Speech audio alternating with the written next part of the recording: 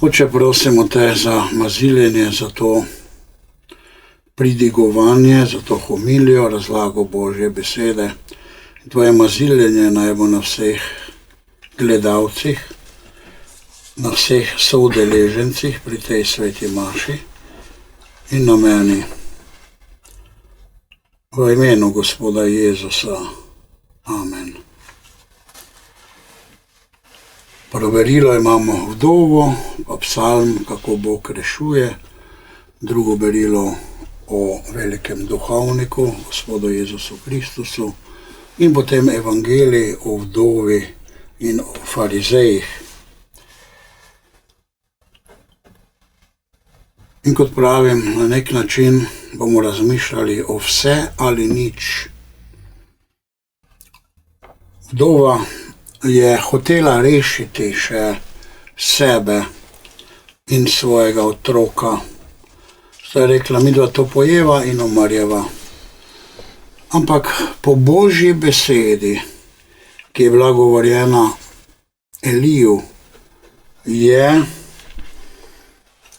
on rekel, zaupaj, Bog je dal besedo. In tako Bog daje tudi nam besedo v Svetem pismu. Govori nam Jezus s svojimi znamenitimi stavki in učenjem. Bog nam govori, Sveto pismo, Bog govori tebi. Sveto pismo pomeni, Bog govori meni osebno, kakor tudi celotnemu narodu. In je govoril meni, da je prvo poskrbi za mojega preroka, najprej poskrbi za moj načrt. In jaz imam besedo, ki ti jo dajem. In ona je verovala besedi in je verovala svetemu Božjemu možu. In pravi, po Gospodovi besedi moke ni zmanjkalo in olja ni zmanjkalo. In so preživeli vsi skupaj. Kako je bilo to mogoče, ne vemo.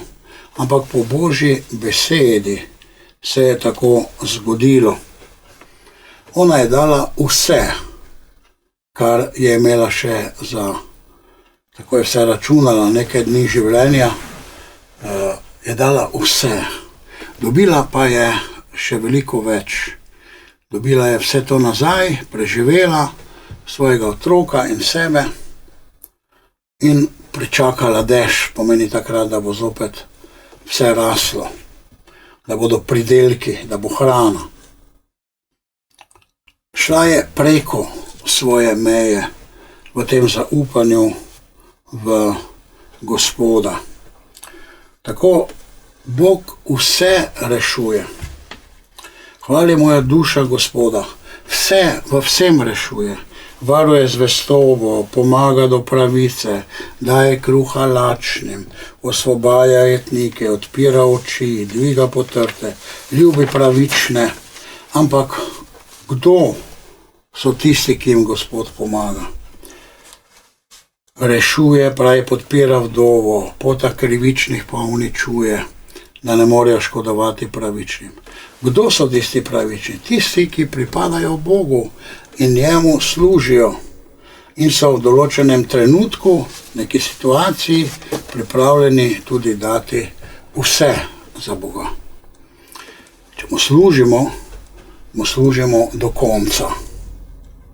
In ko pride neka situacija, bomo duhovno, telesno, duševno pripravljeni, da izpolnimo Božjo voljo. Bog rešuje svoje. To govori ta psalm in Bog nam daje vse, ko mi nismo zadržali zase nič in želimo dati prednost njemu in njegovi volji. Tako je Jezus, veliki duhovnik v knjigi Hebrejcem, ki je dal kaj? Vse. Samega sebe je dal.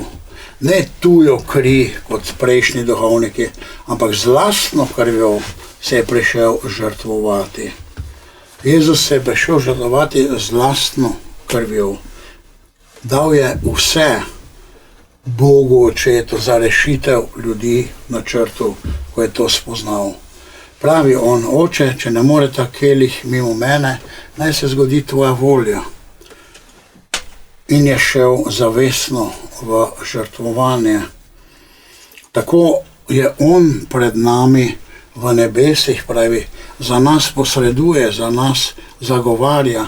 Mi prihajamo v njem, v edinem pravičnem, v vsej zgodovini človeštva, v edinem rešitelju, resničnem rešitelju našega življenja in vseh ljudi, prihajamo pred Boga stvarnika.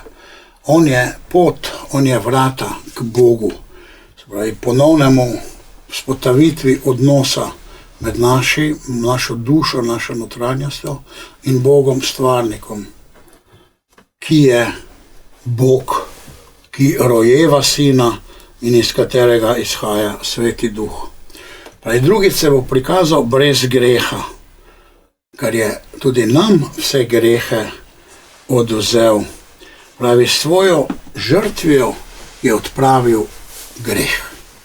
Greh je v Kristusu Jezusu uničen. On je dal vse, nič ni zadržal zase. Da mi, ki smo nič in grešniki, kako pravi apostol Pavel, bi postali in dobili vse v Jezusu Kristusu. Tako imamo zopet to zgodbo vse ali nič v evangeliju. Farizeji hočejo imeti vse zase, čast zase, bogatstvo zase, hočejo biti, se pravi imeti tudi ne samo čas, ampak tudi oblast zase in skrbijo samo za sebe. Drugim ne bi dali nič, oziroma bi jih celo okradli, ko pravi, da vdovam požirajo hiše, ki se niso mogle braniti, ki so bile v stiski in so morali potem popustiti in vdovam požirali hiše. Imamo pa nekoga, ki je nič v očeh sveta, uboga, stara vdova, ki se komaj preživlja in pride, da bi tudi ona kaj darovala, in darovala je še toliko malega, kar je imela. Darovala je vse in nič ni zadržala zase. Ravno obratno, pravi, ta dvojna igra na tem svetu je pravzaprav boj med dobrim in zlim, med božjimi ljudmi, ki se odločajo za Boga, in ljudmi tega sveta, ki so pod oblastjo hudega duha. Bog, katerega verujemo po božji milosti in po božjem razodetju, je, biva in vidi. On ima ušesa, da sliši. Torej, on je ustvaril ušesa in tudi on sliši, kot pravi psalm. In on ima oči in zato je tudi, on vidi, zato je tudi ustvaril oči. Vse in nič. Kako je z nami? Mi smo nekje vmes kot verni in nekje še nekaj ohranjamo sigurnost zase in za svoje. Žrtev je žrtev preko naše meje, torej v našo škodo. In najvišja stopnja duhovnosti je žrtev. Najvišja stopnja duhovnosti je žrtev, torej žrtvovanje samega sebe in tega, kar imamo, in trpljenje. Iti v minus, iti v nič, da dobiš potem vse. Vse to je možno, iti v žrtev, iti preko svojih zmožnosti, oziroma sebe izničiti samo zaradi enega dobrega cilja, samo zaradi ene pozitivne rešitve. In to je ljubezen. Zaradi ljubezni, zaradi pravičnosti, zaradi prihodnosti, vere smo pripravljeni se žrtvovati. Da drugi preživijo, smo se pripravljeni žrtvovati. Zato je nujno potrebno, da razumemo stvari, ki so na tem svetu.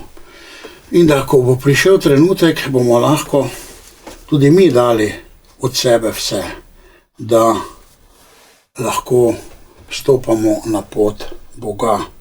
Najvišja stopnja duhovnosti so duše žrtve. Ni najvišja stopnja duhovnosti duhovništvo, če si posvečen v duhovnika ali posvečen v škofa ali če si papež. Bog gleda duše, malo ubogo vdovo, ki je vrgla več kot vsi drugi duhovniki, vsi tisti velikaši tam, je pri njem najvišje. In tudi ona dobi najvišjo duhovno plačo. Zaradi ljubezni torej je to možno.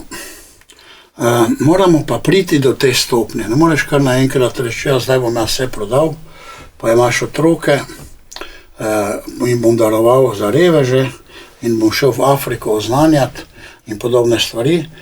Mora ta trenutek dozoreti in spoznati. Moramo pa vedeti nekaj, da samo Jezus Kristus uči ta nauk v pravem pomenu.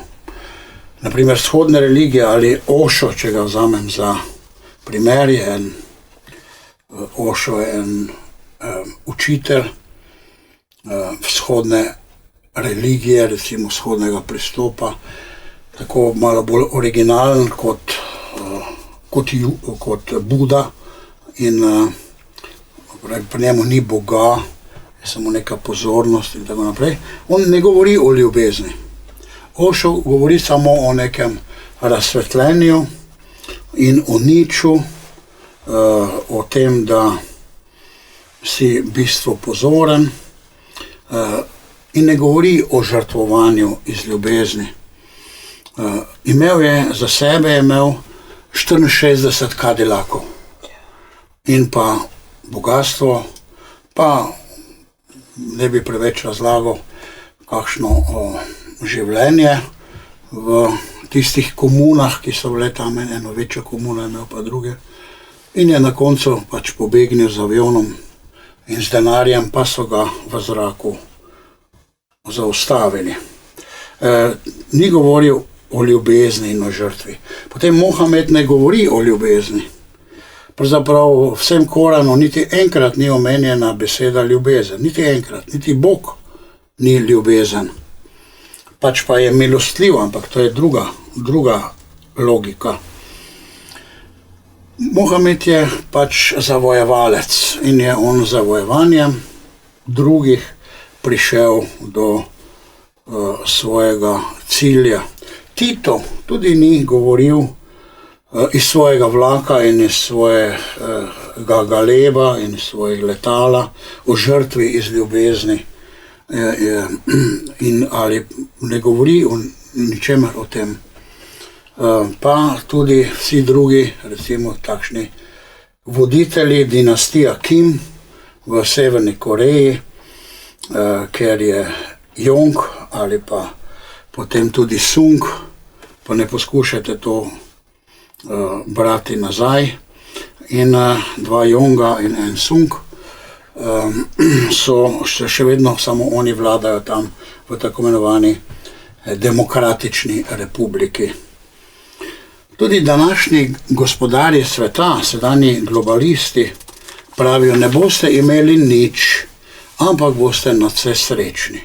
Potem ne boste narod, ne boste država, ne boste moški ali ženske, ne boste nobene vere, ne boste družina, ne boste mogli potovati v 15-minutnih mestih, ne boste posedovali vozil, ne boste smeli v naravo, ne boste mogli sami vzgajati otroke, ne boste imeli oblasti in pravice nad svojimi otroci, ne boste mogli reči ne cepljenju, seveda zdravilnemu cepljenju, ne boste mogli biti svobodni od kontrole preko interneta, totalne digitalizaciji, ne boste mogli pobegniti kameram in prisluhom, ne boste imeli intimnosti, ne boste imeli svojega stanovanja in tako v glavnem lahko gremo dalje.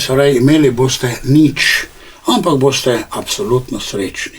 Vidimo to razliko med Bogom, Svetega pisma, našim Gospodom in odrešenikom Jezusom Kristusom in njegovimi ljudmi in pa svetom oziroma Bogu sveta in njegovih ljudeh. To je ta razlika. Na svetu, Bog tega sveta, pa enaka beseda Bog, torej je pa velika, velika razlika. Gre za sovraštvo pa ljubezen. Gre za dobroto proti hudobnosti. Gre za lepo zoper grdo. Za sužnost proti svobodi, pravici in krivici, laži, resnici, nepoštenosti zoper poštenost, hudičev zoper Boga, pekel zoper nebesa. Zato je samo ta pot. Ali se odločiš za svet in za hudobnega duha, ali pa se odločiš za Boga in Gospoda Jezusa Kristusa. V mislih, besedah in dejanjih. In dejanja nam šele povedo, na kateri strani smo.